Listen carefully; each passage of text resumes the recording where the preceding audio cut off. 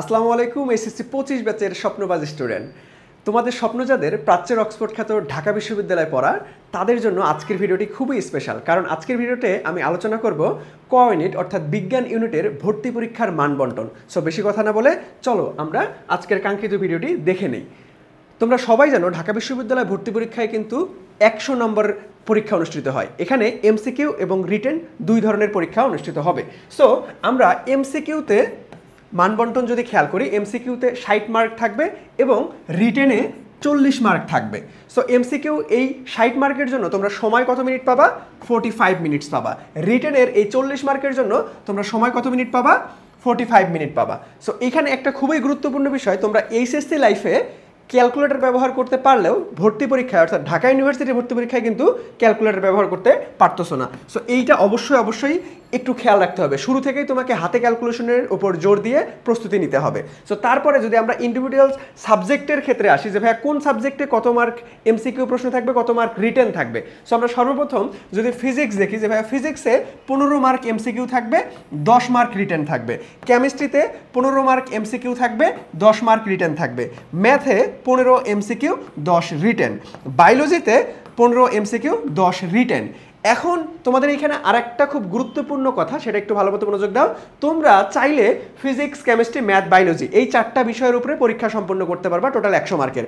তোমরা যদি এখন চাও যে ভাইয়া আমি অপশনাল সাবজেক্টের পরিবর্তে বাংলা অথবা ইংরেজিতে দেখাতে চাই, তাহলে কিন্তু সেই অপশনটা আছে। ধরো তোমার অপশনাল সাবজেক্ট হায়ার ম্যাথ, কিন্তু তুমি হায়ার ম্যাথে অনেক দুর্বল, হায়ার ম্যাথে তোমার বেশি একটা বেসিক ক্লিয়ার নাই।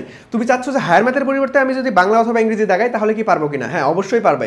অপশনাল বা চতুর্থ সাবজেক্টের পরিবর্তে তুমি বাংলা অথবা ইংরেজি দেখাবে। সেক্ষেত্রে বাংলার জন্য 15 মার্ক, রিটেনে 10 মার্ক। ইংরেজিতে এমসিকিউ 15, রিটেনে 10। তুমি এই দুইটা সাবজেক্টের মধ্যে যে কোনো একটা দেখাইতে পারবা। কার পরিবর্তে?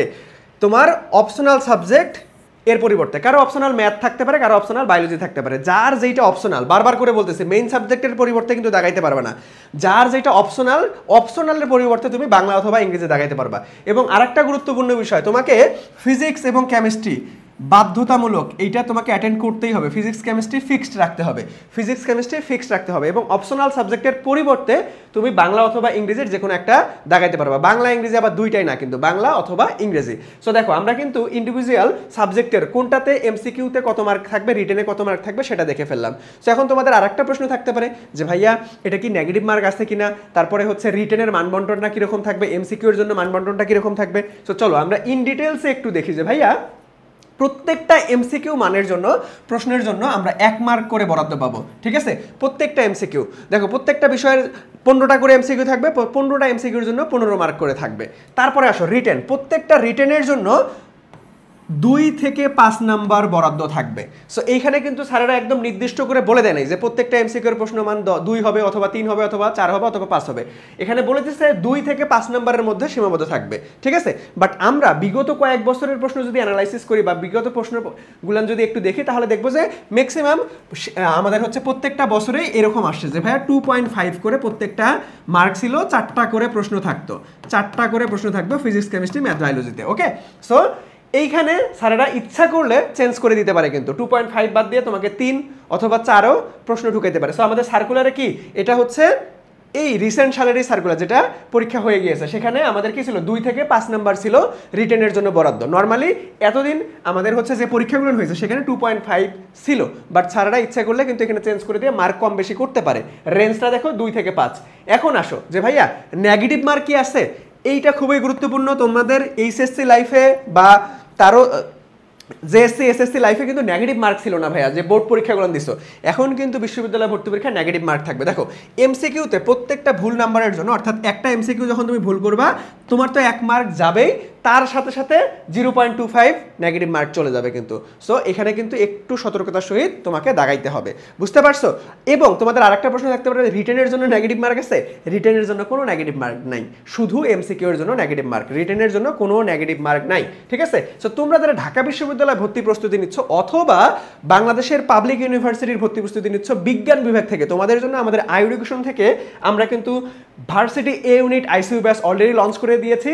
এই ব্যাচটিতে আমরা কোন কোন বিশ্ববিদ্যালয় কভার করব, বাংলাদেশের যত পাবলিক ইউনিভার্সিটি আছে বিজ্ঞান বিভাগ থেকে যেগুলোতে তুমি পরীক্ষা দিতে পারবা সবগুলো বিশ্ববিদ্যালয় ইনশাল্লাহ কভার হবে। আমরা সেভাবেই তোমাদেরকে পুরো সিলেবাসটা কমপ্লিট করে দিব। অর্থাৎ ঢাকা ইউনিভার্সিটি, রাজশাহী, জাহাঙ্গীরনগর, সাস্ট, গুচ্ছ, কৃষিগুচ্ছ, A to Z বিজ্ঞান বিভাগ থেকে যতগুলো বিশ্ববিদ্যালয় তুমি বুঝতে পারবা সবগুলোতেই তুমি আলটিমেটলি আমরা সব বিশ্ববিদ্যালয়কে টার্গেট রেখে এই ব্যাচটিতে মূলত তোমাদেরকে পড়াবো। সো এখানে physics, chemistry, math, biology class তো থাকছেই। যারা অপশনাল সাবজেক্টের পরিবর্তে বাংলা অথবা ইংরেজি দাগাবে তাদের জন্য কিন্তু গিফট আইটেম হিসেবে আমরা বাংলা ইংরেজি ক্লাসও তোমাদের এখানে ইনক্লুড করে দিয়েছি। অর্থাৎ এক ঢিলে আলটিমেটলি সকল পাখি মরে যাবে। অর্থাৎ তোমার বিজ্ঞান বিভাগ থেকে তুমি যখন ভর্তি প্রস্তুতি নিবা, তোমার যেই বিশ্ববিদ্যালয়কে টার্গেট রেখে পড়ো না কেন, তোমার এই একটি কোর্সে হবে একদম চূড়ান্ত সমাধান। সো এই কোর্সে ভর্তি হওয়ার জন্য বা ইন ডিটেলস জানার জন্য আমাদের আই এডুকেশন ফেসবুক পেজে মেসেজ দাও, অথবা তুমি যদি বিজ্ঞান বিভাগ না হয়ে তুমি বাণিজ্য অথবা আলটিমেটলি মানবিকের শিক্ষার্থী হয়ে থাকো, সো আমাদের আই এডুকেশন থেকে কিন্তু বিজ্ঞান, বাণিজ্য, মানবিক প্রত্যেকটা বিভাগের জন্যই কিন্তু আমাদের কোর্স লঞ্চ হয়ে গিয়েছে। সো তোমরা যে বিভাগেরই শিক্ষার্থী হও না কেন, যে বিভাগের শিক্ষার্থী হও না কেন, আমাদের কোর্স সম্পর্কিত বিস্তারিত জানতে আমাদের আই এডুকেশন ফেসবুক পেজে মেসেজ দাও। দেখা হবে ইনশাল্লাহ বিজয়ে। আসসালামু আলাইকুম।